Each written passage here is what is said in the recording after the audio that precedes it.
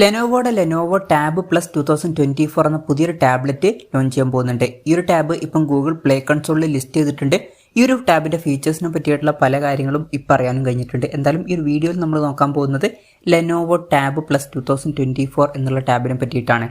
നമ്മൾ ആദ്യം ഫീച്ചേഴ്സും കാര്യങ്ങളൊക്കെ നോക്കുകയാണെന്നുണ്ടെങ്കിൽ ഈ ഒരു ടാബിൽ 11.5 ഇഞ്ചിന്റെ 2K റെസൊല്യൂഷനിൽ വരുന്ന ഡിസ്പ്ലേയും കാര്യങ്ങളൊക്കെ വന്നേക്കാം. റെസൊല്യൂഷൻ വരിക 2000x1200 ആയിരിക്കും.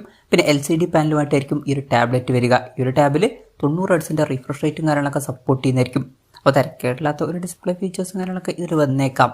പിന്നെ ഈ ഒരു ടാബിൽ സ്റ്റൈലസ് പെന്നിന്റെ സപ്പോർട്ടും കാര്യങ്ങളൊക്കെ വരുന്നതായിരിക്കും. മെറ്റൽ ബോഡി ആയിരിക്കും ഈ ഒരു ടാബിൽ വരിക. പ്രൊസസ്സറിന്റെ കാര്യം പറയുകയാണെന്നുണ്ടെങ്കിൽ മീഡിയടെക്കിന്റെ ഹീലിയോ G99 എന്ന പ്രോസസ്സറുമായിട്ടായിരിക്കും ഈ ഒരു ടാബ്ലറ്റ് വരിക. ഇത് കുറച്ച് പഴയ പ്രോസസ്സറാണ്. എന്നാലും ടാബുകളുടെ കാര്യത്തിൽ 15,000 രൂപയ്ക്ക് താഴെയൊക്കെയാണ് ഈ ഒരു ടാബിന്റെ വില എന്നുണ്ടെങ്കിൽ തിരക്കേടില്ലാത്തൊരു പ്രോസസ്സർ എന്നൊക്കെ പറയാവുന്നതാണ്. മെമ്മറി എക്സ്പാൻഡ് ചെയ്യണമെന്നുണ്ടെങ്കിൽ മെമ്മറി കാർഡ് സ്ലോട്ടും കാര്യങ്ങളൊക്കെ ഈ ഒരു ടാബിൽ വരുന്നതായിരിക്കും. പിന്നെ എടുത്തു പറയേണ്ട ഒരു കാര്യം എന്ന് പറയുന്നത് ഈ ഒരു ടാബിൽ 8 സ്പീക്കേഴ്സ് വന്നേക്കാം.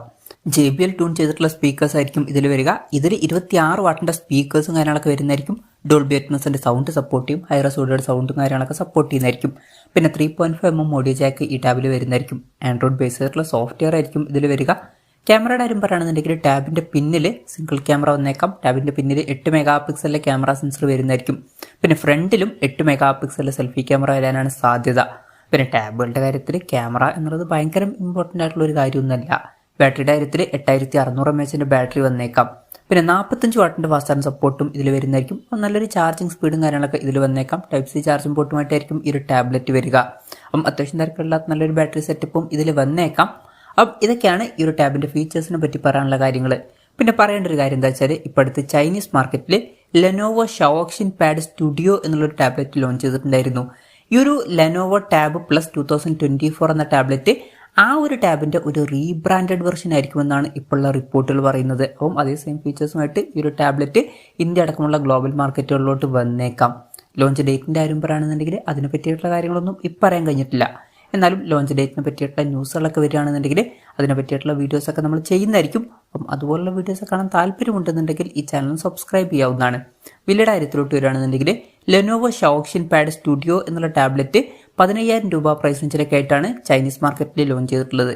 ഇനി ഇന്ത്യൻ മാർക്കറ്റിലോട്ടൊക്കെ ഈ ടാബ് വരികയാണെന്നുണ്ടെങ്കിൽ വരെ കുറച്ചും കൂടി കൂടാൻ ചാൻസ് ഉണ്ട്. നമുക്ക് ഈ ഒരു ടാബ്ലറ്റ് ഇന്ത്യൻ മാർക്കറ്റിൽ ഒരു 17,000-18,000 രൂപ പ്രൈസ് റേഞ്ചിലായിട്ട് വരെ എക്സ്പെക്ട് ചെയ്യാവുന്നതാണ്. കൺഫർമേഷൻസ് ഒന്നുമില്ല, ജസ്റ്റ് നമ്മുടെ എക്സ്പെക്ടേഷൻ പറഞ്ഞു എന്നേ ഉള്ളൂ.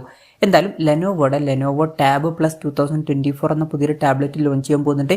ഈ ഒരു ടാബിനെ പറ്റിയിട്ടുള്ള നിങ്ങളുടെ അഭിപ്രായം ജസ്റ്റ് ഒന്ന് കമൻറ്റ് ചെയ്യുക. അതുപോലെ തന്നെ ഈ ഒരു ടാബ്ലറ്റ് ഇന്ത്യൻ മാർക്കറ്റിൽ നിങ്ങൾ ഏത് പ്രൈസിങ്ങിലാണ് എക്സ്പെക്ട് ചെയ്യുന്നത് എന്നുള്ള കാര്യം കൂടി ജസ്റ്റ് ഒന്ന് കമൻറ്റ് ചെയ്യുക.